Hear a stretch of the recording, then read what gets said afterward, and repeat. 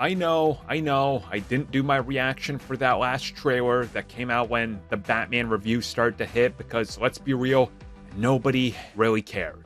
And I wasn't going to waste my time or energy. I would rather talk about Batman. Now let's talk about that trailer, how it's trying to mislead you, and the fact it's not in the MCU and the Vulture is not the same character.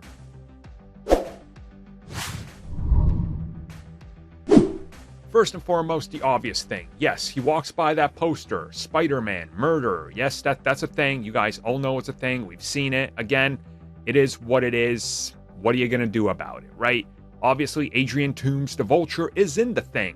The most recent trailer, he's like monologuing like he's some sort of shepherd, mentor, / antagonist, maybe a protagonist. I don't even know. It doesn't really make sense, does it?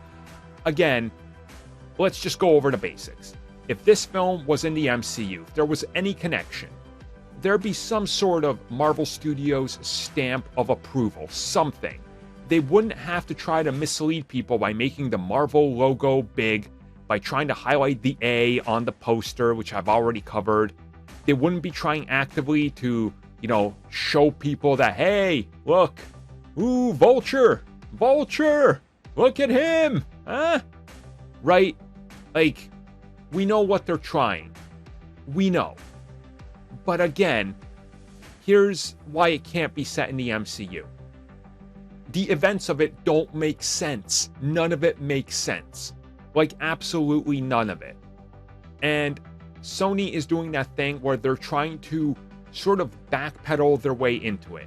And you guys have probably heard multiple people online talking about it, debating it, saying it's not, it is what it is. It's not. It's clearly not set in the MCU. If it was, there'd be many questions we could ask. For example, where's Horizon Labs? Right? Where's that in the MCU? Again, just got to bring that up. Where's Oscorp? It's clearly in this film. This film is set in some sort of weird Sony amalgamation universe thing that they've put together that's trying to play off of everything, trying to connect itself to Venom, trying to connect itself to whatever Sony's doing, but also trying to backpedal off the success of the MCU because Marvel Studios is not financially involved with this.